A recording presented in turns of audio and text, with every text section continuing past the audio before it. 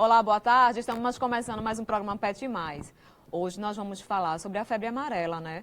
Porque está aí atingindo tanto nossos macacos. Então, eu não trouxe um macaco hoje para o programa, mas eu trouxe uma cobra, né? O André fez o favor de trazer a cobra para mostrar para vocês, para vocês verem que também tem a ver com o assunto, né? Que também é um animal que também atinge, né, André? As pessoas não têm informação sobre o assunto e acaba matando também a cobra. Primeiramente, boa tarde a todos. Boa tarde, André. E sim, porque, quer queira ou não, as serpentes elas também são predadores de primatas, né? Então, afetando a cadeia alimentar, a gente está afetando tudo. Não é só o fato de você eliminar o macaco do meio ambiente, você quebra o elo do ecossistema e aí o negócio é bem mais grave do que a gente pensa. Bom, eu trouxe também aqui para falar sobre esse assunto a médica veterinária Silvana Leal e a Claudenice Pontes, que é da secretaria, e vai falar também sobre esse assunto aqui, que tem tudo a ver com os nossos macacos. Então, gente, como o programa é muito curto, né, nós temos pouco tempo, então eu já quero começar para a gente abordar esse tema que está aí, né, em alta, não só atingindo os macacos, mas também em outros estados. A febre amarela também está matando muita gente, né? Então, eu quero começar com a Silvana, que é a médica veterinária. Ô Silvana, como é que foi registrado o caso da febre amarela nos macacos? Boa tarde a todos. Os primatas, eles são bastante sensíveis também à doença, né? À febre amarela. Eles são tão vítimas quanto nós humanos. Aqui nas Américas, os primatas das Américas, que a gente fala, primatas do Novo Mundo, todos eles são suscetíveis ao vírus, assim, podem adoecer. Alguns gêneros eles são mais sensíveis à doença, eles morrem mais facilmente, e então isso ajuda também a sinalizar a circulação do vírus naquela determinada região. Outros gêneros, como por exemplo o macaco prego, ele é mais resistente. Temos os nossos calitrix, que são os nossos saguis, os nossos micos, eles também são sensíveis. Então, os primatas eles servem como sentinelas, né, como um alerta para uma possível circulação do vírus da febre amarela.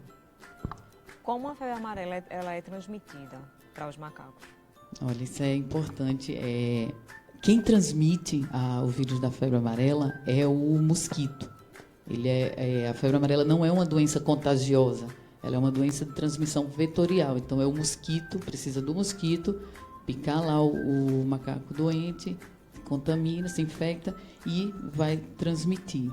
É aí que as pessoas começam, né, a matar os animais, no caso o macaco, pela falta de informação, Isso. que não existe. Então, acha que eles são os transmissores da doença? Eles são os vilões, né, da história. Pois é, isso é bastante importante ser abordado, esse assunto aqui, porque acaba que a gente vê isso tanto nas regiões onde está tendo circulação, por exemplo, atualmente está tendo circulação ali naquela região sudeste. A gente vê isso naquela região e a gente está vendo aqui também. Infelizmente, a falta de informação da população, eles acham que os macacos são os culpados, são os vilões. Muito pelo contrário, eles são nossos sentinelas, eles são nossos, a gente chama de nossos anjos da guarda, né? Porque através da morte deles, a gente pode detectar e agir de forma precoce para proteger a população humana. E como funciona esse ciclo da doença?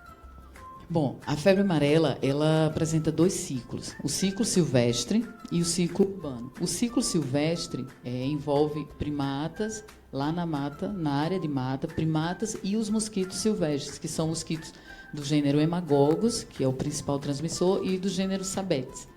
Então, existe essa circulação. Existe o ciclo urbano, que é o ciclo que envolve o homem e o mosquito Aedes aegypti. Só que este ciclo urbano, aqui no Brasil, ele não existe, não tem ocorrido desde 1942. Os nossos últimos casos de febre amarela urbana foi no Acre, no interior do Acre, então, de 1942. Hoje, o que a gente vê aqui no Brasil é o ciclo silvestre, é o ciclo que ocorre lá na mata. A gente não tem febre amarela na cidade, em ambiente urbano. Então, é primata e mosquito silvestre. O homem, a gente se infecta de forma acidental. A gente entra na mata desprotegido, né, sem vacina. Principalmente hoje em dia, atualmente tem a questão de ecoturismo, a gente vai fazer trilha. E assim, o que a gente vê, a maioria das pessoas que adoecem ou são turistas, ou a grande maioria pessoas trabalhadores, agricultores, garimpeiros, pessoas que trabalham em ambiente dentro da mata, direto. O André, ele já está acostumado, né, André, a respirar os animais, viver Respirar perto, bicho, né? Você vive muito perto deles, né, o tempo todo. Vivo assim. Então, você deve ter visto algo relacionado às agressões com os macacos, né? Então, explica pra gente, né, como funciona isso neles. O tipo da doença, né? Porque você está tão acostumado a ver os macacos com esse tipo de doença, né? Na realidade, o que acontece é que as pessoas, que a doutora explicou aqui, têm que entender a diferença, o que é hospedeiro, o que é vetor, né? Porque tem feito o mosquito, ele transmite a doença. E como ela falou perfeitamente aqui, os macacos, eles são sinalizadores. Se eu começo a retirar esses macacos de lá, como é que vai sinalizar para mim que a febre amarela está chegando na próxima região? Então, por ter uma compatibilidade também, existe um processo evolutivo que os primatas, eles são muito próximos de nós humanos em relação à genética, né? Então, a sintomologia também que acontece neles são bem parecidas do que acontece na gente. Então, dá para você identificar com o animal quando ele está debilitado, você consegue perceber que o animal ele está adoentado. Mas eu acho que o absurdo que está acontecendo é que a população está pegando os macacos, estão eliminando os macacos, achando que dessa forma vai se livrar da doença. E pelo contrário, vai ser pior, porque a doença chega sem sinalizar, né? É verdade. E aí, para ela virar um processo epidemiológico, é bem mais fácil. E quais são as espécies mais agredidas? O macaco bugio, certo? O macaco prego também está sendo muito agredido. Agora o bugio e outra que é um macaco que, do meu ponto de vista, é um dos macacos mais bonitos que nós temos, né? E as pessoas estão agredindo muito, pegam os animais, dando paulada na cabeça, matando os animais de forma arbitrária, né? A gente tem visto aqui também com alguns calitrix, alguns saguis, que aqui a gente realmente, o que mais a gente vê, tanto em ambiente urbano quanto rural, é o sagui. Eles estão espalhados aí. E a gente tem visto em algumas notificações de morte de macaco que a gente recebe e tem a coleta de material para fazer o diagnóstico, a gente tem visto muito a questão de trauma. Até tiro, bala, teve um que o pessoal achou um projétil. Então, assim, isso é uma falta de informação, da população. Colocando veneno também nas bananas, ofertando a banana para o animal. Não é? Acredito que a espécie humana ela sempre consegue ser pior do que as piores tragédias que existem de fenômenos naturais. É impressionante. Bom, eu quero mandar beijo para quem está participando já aqui com a gente. Quero mandar beijo para Marineide, Rosemary aí do Canil Costa Diniz, Fernanda, Yara, Poli, beijo para você. O Helene, Abraão, beijo aí para Abraão, obrigada pelo presente, viu? Rodrigo. E nós temos uma pergunta da Fernanda. Quais sintomas da febre amarela? Pode responder, Claudenice. Só complementando a questão do calitrix, né, do sanguíneo, a gente observou muitos óbitos porque tem alimentação com veneno, mas tem alimentação com contato com a saliva. Né? Então, as pessoas são portadoras de vírus herpes, que muitas vezes é assintomático, e isso pode passar para um animal. Então, a gente sempre dá a recomendação para não alimentar esses animais, que a maioria morreram por conta desse contato. Bom, mas a febre amarela, ela tem uma sintomatologia no início que vai lembrar dengue, que vai lembrar também chikungunya. Então, é uma febre, né, um corpo dolorido, então vai dar uma mialgia intensa. Mas o que é mais importante é que a gente só pode pensar em febre amarela num paciente residente em Pernambuco se ele foi para uma área de risco, porque Pernambuco não tem ainda o vírus circulando. Então, a gente não pode pensar numa sintomatologia de um paciente que não se deslocou. Se ele está com febre, mialgia, dor de cabeça, dor nos olhos, pode ser febre amarela, a menos que ele venha de uma área de risco. Entendi. Beijo, quero mandar um beijo também para Rodrigo, não entendi o nome, hein? Rodriga. Aí, Rodriga, é conhecido de vocês? Então, um beijo para você. Rodriga tem uma colega nossa. Bom, Claudenice, existem alguns cuidados para a população para proteger essa febre amarela? Bom, todos os casos humanos, eles aconteceram por algum acidente, né? Como a Silvana falou, o que a gente tem de febre amarela hoje é uma febre amarela silvestre, não é a febre amarela urbana que está envolvida aí o Aedes aegypti.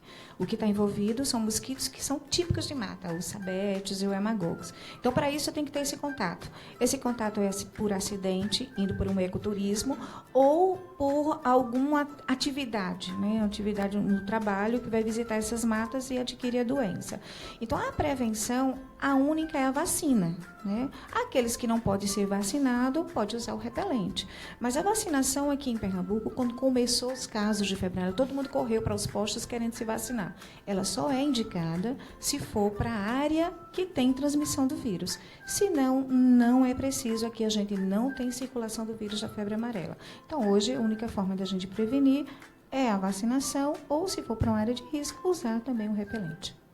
Até agora não apareceu nenhum sintoma, né? Ninguém aqui na população. Olha, a gente teve 4 casos notificados que foram de áreas de risco. Só um deu positivo, né? Ele veio de Mariporã, que estava tendo uma transmissão ativa, mas ele já chegou fora do período de viremia, que é quando você vem cheio de vírus e que poderia transmitir, né? Então, ele adoeceu lá, veio para cá, então a gente só tem um caso positivo em Pernambuco, quer dizer, residente em Pernambuco, que adquiriu fora, que a gente chama de caso importado. Ele não adquiriu aqui.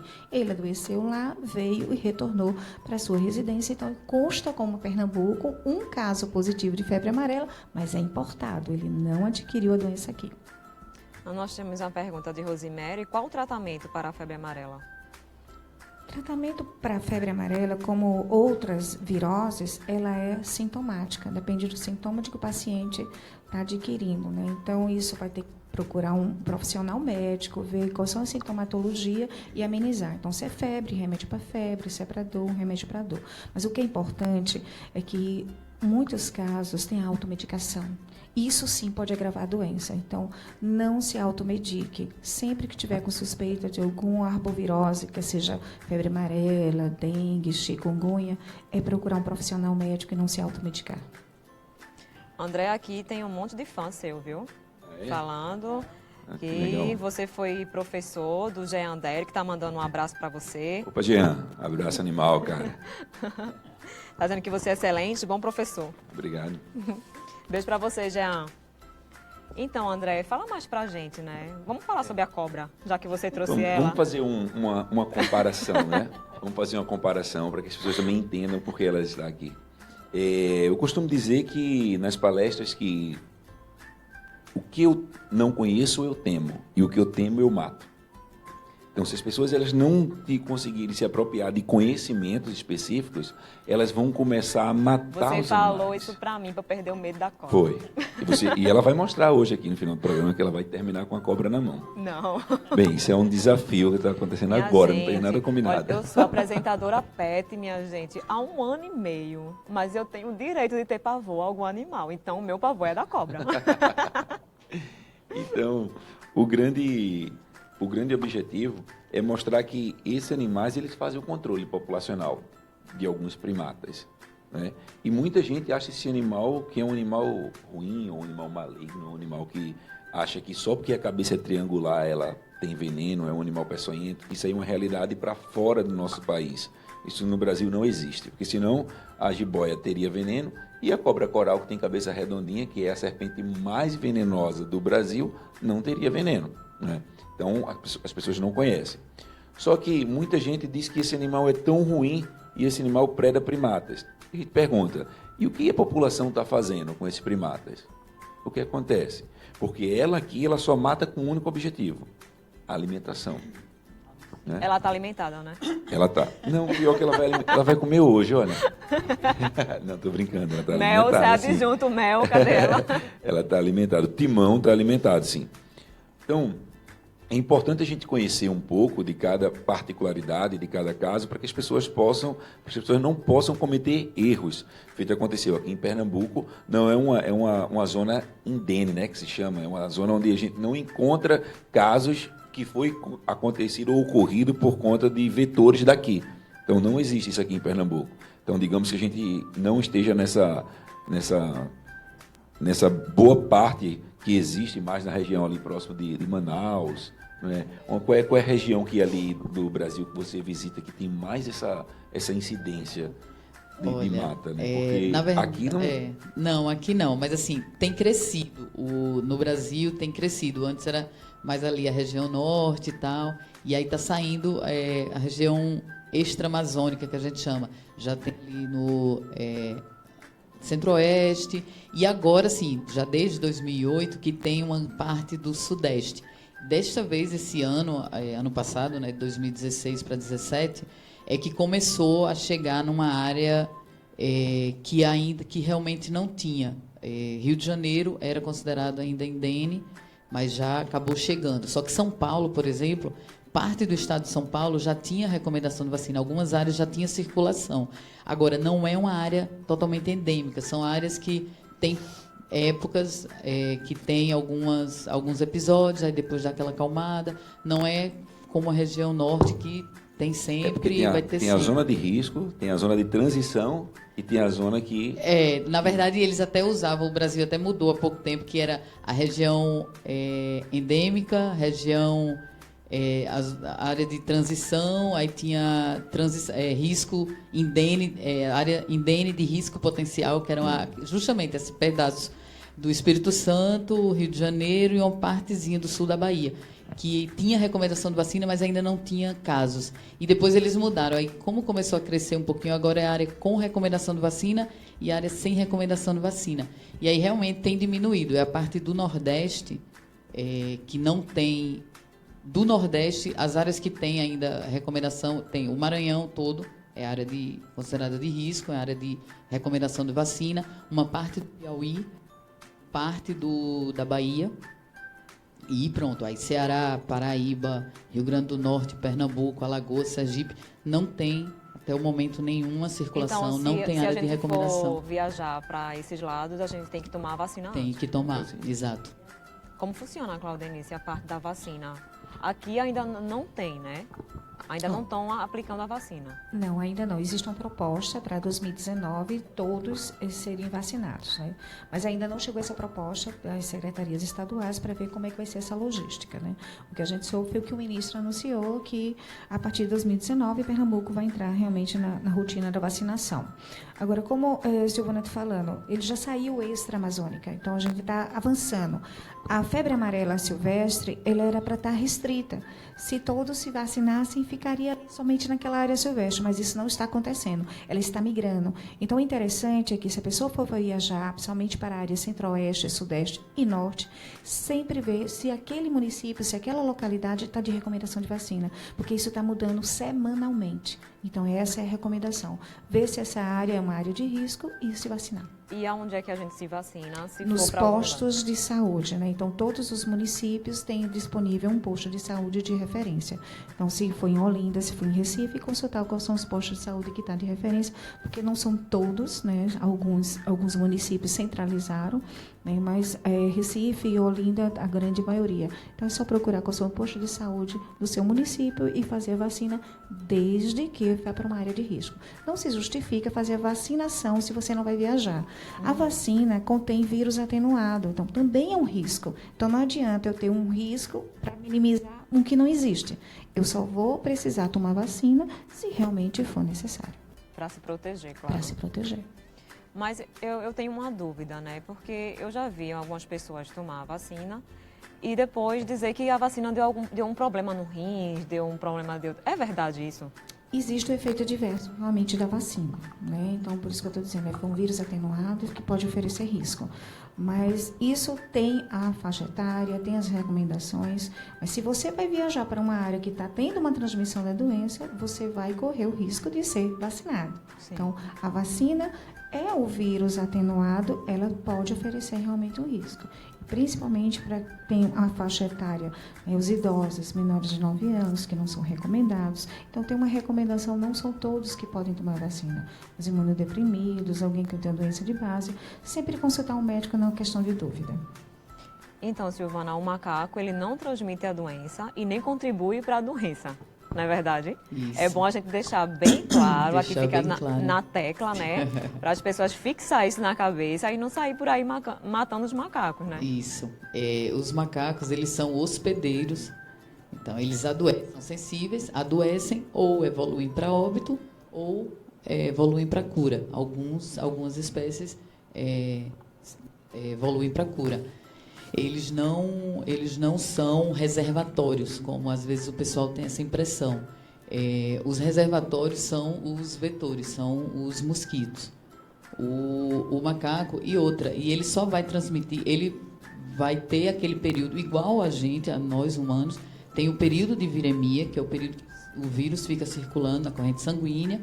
Então, durante aqueles dias, se o mosquito picar, realmente ele vai se contaminar. Mas no macaco, no máximo em torno de 3 dias que ele fica. Depois, ou ele vai realmente pode chegar a óbito. Via óbito, sim. E a morte deles é que realmente, infelizmente, assim, como veterinária, a gente sente que são animais, a gente morre de pena, porque morre nessa região aí que está tendo circulação, morreram milhares de macacos. Então, dá uma pena, né? É verdade. Mas, infelizmente, a morte deles serve para proteger a gente, né? A partir da morte deles, a gente tem como detectar a possível circulação do vírus e tentar agir desencadear as medidas de prevenção da população. Por exemplo, vacinar naquela região que está tendo, ver quem é que tem vacina, quem não. Silvana, uma característica da febre amarela em macacos é que não é 1, 2, é o bando. Então, dá para chamar atenção. Você vê em grande quantidade de macacos morrendo por febre amarela. Então, às vezes, tem um macaco que morreu, 1 ou 2, já pensam em febre amarela. Não é essa característica. Quando a febre amarela comete esses primatas, geralmente é o bando todo que morre em grande quantidade. Exato. Mas a doença ela não é transmitida, né? Ela não pega. Assim, não é contagiosa, não. De contato assim, direto, saliva. Não, é o hábito do mosquito. O mosquito, ele não pica só um hospedeiro, né? No caso, só um macaco. Ele tem o hábito de fazer vários respastos sanguíneos. Ele vai picar vários animais de uma vez só. Então, por isso, quando tem uma transmissão, você tem uma transmissão em cadeia. Porque, normalmente, os macacos eles ficam na parte da copa das árvores, no alto. E é onde fica mais os mosquitos. A maioria dos mosquitos. Tem alguns embaixo, lógico, que desce. Mas a maioria fica lá. Então, um mosquito, ele vai se alimentar de vários animais, de vários primatas. E o mosquito, enquanto o tempo de vida dele, enquanto vida ele tiver, ele vai continuar transmitindo aquele vírus. Então, por isso que ele que é o reservatório, ele que é o transmissor. André, você já presenciou algum macaco que estava contaminado e conseguiu se salvar, né? Conseguiu ter uma vida normalmente depois? Eu já vi relatos, mas não presenciei, mas já vi relatos, sim, alguns amigos, meus biólogos, veterinários que a gente tem de contato, dizendo que o macaco conseguiu se recuperar, sim, mas até hoje eu nunca vi, até porque eu vivo mais nessa nossa região aqui, e nossa região a gente não tem essa incidência. O que eu já vi aqui nessa região é a questão do maltrato ao animal por conta de acreditar que o animal é vetor da doença, né? Sim. E tem que contar que até o mosquito, ele quando ele está ali se alimentando, faz parte de um ciclo natural também, né? Eles precisam da questão da alimentação. Se todo o problema acontecesse... eu acho que o grande problema disso tudo também é que a gente começou a invadir cada vez mais a parte silvestre, né? Hoje em dia, tem algumas pessoas que ligam para a gente para fazer resgate de alguns animais, porque diz que o animal invadiu a minha casa. A pessoa nunca diz, a gente invadiu a casa do animal antes e por conta disso o animal não tem para onde ir. Então, quanto mais a população ela vai entrando, a gente vai vendo outras situações. E eu ainda vou ser mais taxativo em relação a isso. Existe muita coisa aí, doenças e espécies que a gente não conhece ainda, que quanto mais a população ela for entrando para dentro das matas, da floresta, a gente vai ter contato com outras coisas. Isso não vai parar assim, vai surgir cada vez novas viroses, bacterioses e outros exemplos de mosquitos também. O próprio desmatamento, A gente está construindo cada vez mais condomínios em áreas de mata. Então, assim, tudo isso... Tráfico de animais, né? Que aí Nossa, contribui bem. bastante, né? Para esse deslocamento de doenças, né? Isso é uma Com porta de certeza. entrada. Tudo isso acaba causando desequilíbrio e a gente é que está... E hoje em dia parece que virou... Porque tudo passa pela questão do modismo, né? Então tem agora a moda da pessoa querer uma casa próximo das matas. Exato. Então os grandes condomínios hoje em dia eles estão cada vez... Eu não entendo. As pessoas tiraram a mata que tinham para poder construir as suas moradias e agora todo mundo quer voltar para dentro da mata. Ou seja, eu já eliminei o que tinha de ambiente para o animal silvestre, e agora eu estou indo para o que resta dele, o que eu deixei de volta para ele. Bom, gente, nosso tempo está acabando. Eu só tenho 3 minutos. André, fala um pouco mais do teu projeto. Você tem um projeto, né? Um projeto. Que é o Trilogia Bio. Trilogia Bio. Trilogia Trilogia Bio. Bio. O Trilogia Bio é um projeto de educação ambiental, no qual a gente faz palestras educacionais, a gente também trabalha com resgate de animais silvestres. Eu tenho uma parceria com a CPRH, que é o órgão ambiental estadual, no qual lá a gente é acionado, vai em busca de um animal silvestre, resgata esse animal, leva esse animal para o CETAS, que é o CETAS Tangara, que tem aqui próximo à aldeia, ali em Bola na Rede, onde lá o animal vai ser reabilitado e depois, se possível for, vai ser devolvido ao ambiente natural. Então temos esse trabalho, o nosso objetivo é criar um santuário, onde a gente possa cuidar dos animais mutilados que não possam voltar para a natureza, porque os CETAS tem muito desses animais lá, só que lá tem que ser um local de transição e não um local de moradia constante, né? E a gente acredita que para poder mudar o mundo tem que ser com educação, não tem outro, né? Não tem como fazer outra coisa, tem que prevenir. Tudo é prevenção, né? A saúde pública, eu acho que o maior caos que existe na saúde pública hoje em dia é porque a população, ela quer trabalhar da forma curativa ou terapêutica. Ela quer ir só quando ela está doente, ela não faz a prevenção. E aí superlota tudo. Bom, a gente vai dar uma pausa para um comercial. Pode rodar, gente.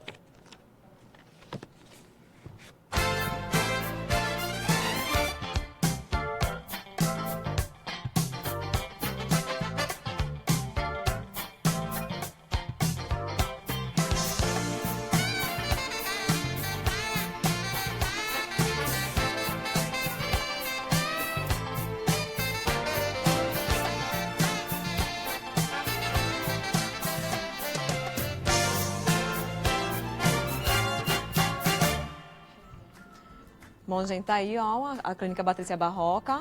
Vai lá, que lá tem grandes profissionais. Tem lá o Chalegre, que vacinou o Mel no sábado. Beijo pra você, viu, Chalegre? Graças a Deus ela não teve nenhuma reação. Beijo para a doutora Patrícia também. E, gente, vai passando aí o contato dos meus parceiros, enquanto eu vou falando aqui meus convidados, porque o nosso tempo realmente tá curto. Então, pode ir passando aí, aí os contatos, enquanto a Silvana vai falando aqui, né, que ela é da Secretaria das Arboviroses. Como é que faz, Silvana, para ter mais informações? Pode ligar, tá o contato aí, né? Deixa eu voltar aí. Pode ligar para os nossos telefones. É importante também lembrar a questão das notificações também. É importante, a morte de macaco, ela faz parte da portaria de doenças de notificação obrigatória. Então, é obrigatório você notificar. E a gente começou a fazer essa vigilância desde o ano passado, aqui no estado. A gente tem recebido algumas notificações, o pessoal está começando a aprender, assim, a ver a importância de notificar essas mortes. Então, a gente tem um telefone de contato que é o 0800 286 2828 para casos de denúncia, se encontrou algum macaco, que aí é uma porta direta com qualquer pessoa que entrar em contato. Mas o ideal aqui, encontrou algum macaco, tiver a óbito ou doente, acionar o município. Caso seja difícil, pode entrar em contato com o nosso 0800 286 2828. Domingo, eu queria até saber, porque eu não sei dessa informação. Eu vi uma preguiça numa árvore. Eu passei e vi aquele tumulto. Então, como é que eu faço para ligar para alguém ir lá, para resgatar ela? Tem algum telefone que a gente possa... Sim, liga para a gente. Infelizmente, eu só tenho uma viatura. E como é um trabalho social, depende muito... um carro só, a gente reveza para 5 pessoas, para poder a gente resgatar para o Pernambuco todo. Um dia desse, ligaram pra gente lá de Caruaru, eu fui lá buscar, infelizmente, nem sempre dá certo. Quando eu cheguei, claro que demorou muito, quando eu cheguei lá, a coruja foi a óbito na minha frente, né? Mas nem sempre acontece isso. Mas qualquer coisa pode ligar pra gente. 998190202. Pode colocar aciona aqui, a gente. o A gente contato vai de lá André aqui. sempre que puder. Viu? Isso é bom deixar isso bem claro, porque é um trabalho social. Então, às vezes, tem algumas pessoas que ligam e ficam com raiva porque a gente não foi, mas é porque não deu. A demanda é muito Infelizmente, grande. é muita demanda, eu entendo. E uma coisa Realmente. importante que a gente estava conversando aqui, que o tráfico de animais silvestres tem que ser combatido. Não só porque você está subtraindo animais do meio ambiente, mas porque você pode pegar um animal contaminado e trazer esse animal para a sua região, onde aí o negócio vai desandar. Vai né? piorar a situação, Com né? certeza. Então, gente, meu tempo acabou, minha produtora. Eu posso encerrar o programa. Gente, infelizmente o tempo é curto, né? Timão? Não, pelo amor de Deus, deixa ela aí. Ela é tão bonitinha longe de mim. Gente, obrigada por assistir aqui o programa, obrigada por compartilhar. Terça-feira estamos de volta. Bom feriado, boa Páscoa para todo mundo. Obrigada aos meus convidados, né? O tempo é curto. Se a gente ficar aqui conversando, ó, tem muita coisa para falar, né? Então, gente, obrigada. Cine TV Nordeste Futuro é aqui.